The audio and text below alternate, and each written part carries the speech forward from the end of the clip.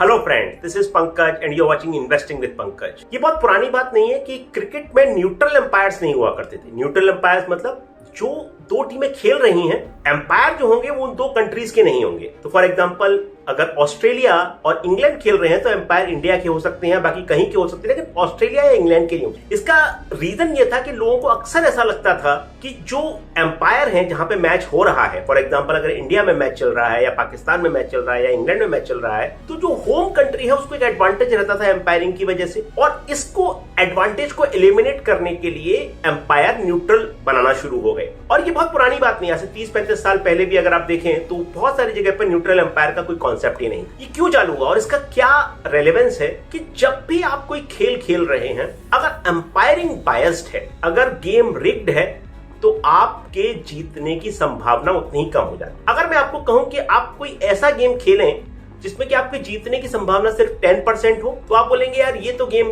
खेलने लायक नहीं है। लेकिन जी हाँ, बहुत सारे लोग जो डेरिवेटिव्स मार्केट में ट्रेड करते हैं, इंडिविजुअल ट्रेडर्स, रिटेल ट्रेडर्स, वो ये सेम मिस्टेक करते हैं। आइए इसके बारे में और बात करेंगे, लेकिन इसके बारे में डिस्कशन हम क्यों कर रहे हैं ये पहले समझना जरूरी है। एक बहुत इंटरेस्टिंग केस हुआ है अभी कि जैन स्ट्रीट करके एक फर्म है, न्यूयॉर्क की इन्वेस्टमेंट फर्म, और उस फर्म को सेबी ने बैन कर दिया कि भाई आप ट्रेड नहीं कर सकते, और ये आरोप लगाया कि आप बहुत ज्यादा मार्केट को मैनिपुलेट कर रहे हैं और एक्सेसिव प्रॉफिट कमा रहे हैं। और ये जो घटनाक्रम है पिछले 2 हफ्ते का ही है, जुलाई में शुरू हुआ, और जो आरोप है वो ये है कि आपने मार्केट को मैनिपुलेट किया डेरिवेटिव्स में और एक्सेस पैसा बनाया। तो थोड़े और चीजें देखते हैं कि ये क्या चल रहा है, और ये इश्यू जो है वो पूरे ग्लोबल मार्केट्स में कवर किया गया। अगर आप देखें यहाँ पे स्क्रीन पे बीबीसी, रॉयटर्स, इकोनॉमिस्ट, सब इसके बारे में बात कर रहे हैं। और ये बहुत इंपॉर्टेंट चीज है रिटेल इन्वेस्टर के लिए समझना कि गेम जो है डेरिवेटिव्स का किस तरह से खेला जाता है और उनके खुद के जीतने की संभावना कितनी है। तो इस केस में स्पेशली जो एलिगेशन है वो ये है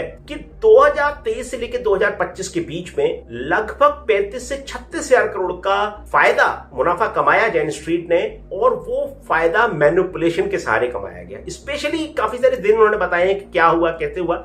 17 जनवरी 2024 का दिन था जबकि उन्होंने 735 करोड़ का प्रॉफिट कमाया मार्केट को मैनिपुलेट करने से। ये सेबी का कहना है, और सेबी ने ये कहा है कि इस तरह से टोटल ये 2-2.5 साल में एक अकेले फर्म ने करीबन 35 से 36 हजार करोड़ का फायदा उठाया है, जो कि प्योर मार्केट मैनिपुलेशन से लिंक। आइए ये इसकी जो मेथोडोलॉजी है कि वो बाद में बात करेंगे, लेकिन पहले देखिए हुआ कैसे। ये बड़ा इंटरेस्टिंग किस्सा है। 2024 के शुरुआत में इस कहानी का जन्म हुआ कि 2 फर्म है, मिलेनियम और एक जैन स्ट्रीट। कुछ लोग ऐसे थे जो जैन स्ट्रीट छोड़ के मिलेनियम ज्वाइन कर लिए, और कोर्ट केस चालू हो गया। जैन स्ट्रीट ने बोला कि भाई हमारी एक बहुत इंपॉर्टेंट कॉन्फिडेंशियल एल्गोरिथम थी जो यूज करते थे हम, और ये 2 एम्प्लॉइज जो है वो चुरा के ले गए, इसको मिलेनियम चले गए। और ये जब किस्सा शुरू हुआ तो ये सामने आया कि ये जो प्रॉफिट कमाया जा रहा था वो इंडिया के डेरिवेटिव्स मार्केट में फ्यूचर्स एंड ऑप्शंस में कमाया जा रहा था। तो सेबी ने भी अपनी तहकीकात शुरू की, और इंटरेस्टिंग बात यह है कि इन दोनों फर्म्स के बीच में, मिलेनियम और जैन स्ट्रीट के बीच में सेटलमेंट हो गया दिसंबर 2024 में कि भाई सब सही है, आउट ऑफ कोर्ट सेटलमेंट करके मामला निपटा दिया, रफा दफा कर। लेकिन सेबी ने अपनी इन्वेस्टिगेशन कंटिन्यू की। मार्केट रेगुलेटर जो सेबी है उसने इन्वेस्टिगेशन को चालू रखा, और उन्होंने पाया कि ये जो उनका सस्पेशन था कि यहाँ पे कुछ गड़बड़ है मैनिपुलेशन की, वो सही साबित हुआ। तो इस चीज में एक्चुअली होता क्या था, ये बहुत इंटरेस्टिंग चीज है। यहाँ पे देखेंगे करते क्या थी ये लोग। ये करते थे कि भाई अगर आप देखें कि एक पंप एंड डंप स्कीम जो हम अक्सर बात करते हैं कि भाई छोटे स्टॉक्स में देखने को मिलता है कि भाई कोई इन्वेस्टर आएगा, वो खरीदना शुरू कर देगा, और खरीदना शुरू करते तो मार्केट को ऐसा लगेगा भाई इस स्टॉक में कुछ बहुत जान है, कुछ अच्छा हो रहा है,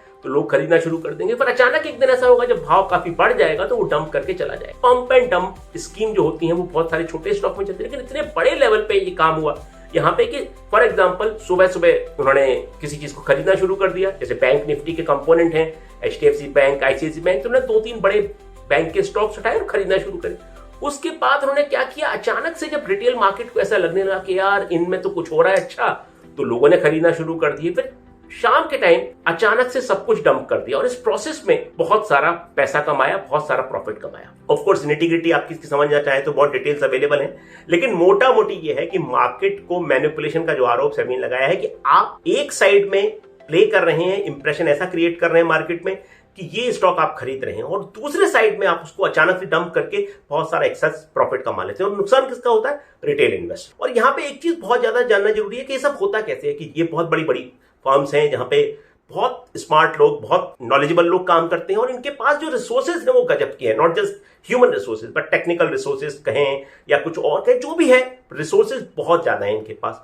तो इनके कंपैरिजन में अगर आप रिटेल इन्वेस्टर होकर ये सोचते हैं कि भाई आप मार्केट को बीट कर लेंगे या इन्हें हरा लेंगे, तो वो गेम जो है वो रिग्ड हो गया। मतलब गेम जो है वो आपके अगेंस्ट में इतना है कि आप शायद जीतना बहुत मुश्किल से अचीव कर पाए। तो ये बात करते हैं और कि सेबी का डाटा क्या कहता है। सेबी का डाटा ये कहता है कि लगातार पिछले 3-4 सालों में 90% से ज्यादा रिटेल इन्वेस्टर जो हैं वो इस मार्केट में लॉसेस बना रहे हैं। लॉसेस बना रहे हैं मतलब कि उनको डेरिवेटिव्स ट्रेडिंग करके फायदा नहीं हो। 10% से कम ही लोग ऐसे हैं जो कि प्रॉफिट बना पाते हैं और हर एक ऑन एन एवरेज आदमी 1 लाख रुपए से ज्यादा लूज कर रहा है। ये आपको जो अभी स्क्रीन पे ये वो टेबल दिख रही है वो पिछले 4 सालों की है, FY22 से लेके FY25, because this is the time when derivatives market in India has exploded. तो कोविड के टाइम के बाद से लोगों ने बहुत डेरिवेटिव ट्रेडिंग चालू करी और उसका परिणाम आप देख रहे हैं कि किस तरह से कितना लॉसेज इंडिविजुअल इन्वेस्टर को हो रहे हैं। 40,000 करोड़ का जो नंबर था FY28 फाइनेंशियल ईयर 2022 में, वो नंबर बढ़ के 1 लाख करोड़ से ज्यादा हो गया है। इंडिविजुअल इन्वेस्टर, रिटेल इन्वेस्टर को इतना नुकसान हो रहा है, मतलब जो 1 लाख करोड़ का नुकसान हुआ है। और आपने देखा दूसरी तरफ